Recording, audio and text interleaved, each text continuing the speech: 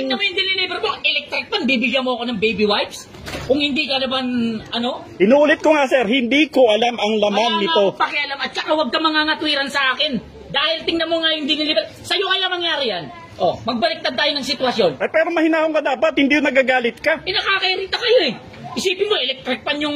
Nag-uusap tayo ng matino tapos sisigaw-sigawan mo ako, minumura mo pa ako. Sa tingin mo, lalamig ang ulo ko, ganyan yung ginagawa nyo? Dideliveran nyo ako ng ganyan?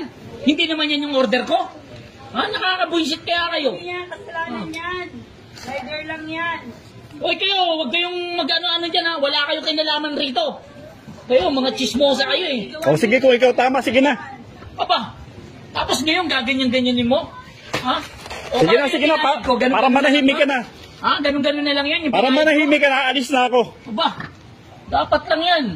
Kayo, nagdi-deliver kayo, mali-malit. Palibasa, wala kayong mga pinag-aralan. Ganyan kayo makasta. Sige, manlait ka pa, sige lang, okay lang. Kayo dito magdi-deliver kung ganyan yung gagawin nyo. Wala kayong ano, pabidyo-bidyo ka pa, pabidyo-bidyo ka pa. Siyempre, ebidensya ko to, bakit ba? O, bakit May karapatan pabidyo ako. mo? Gusto mo kasuhan kita? O, di ko, magkaso ka. Ha? Sige, magkaso ka. Kapag kapal na mukha mo ah. Kapal na mukha. Grabe ka. Ganyan-ganyan ka pa.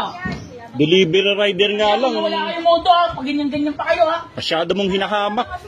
Mga rider kayo, mga wala namang kayo pinag-aralan. Yung yayabang nyo magsiasta. Ay, okay lang.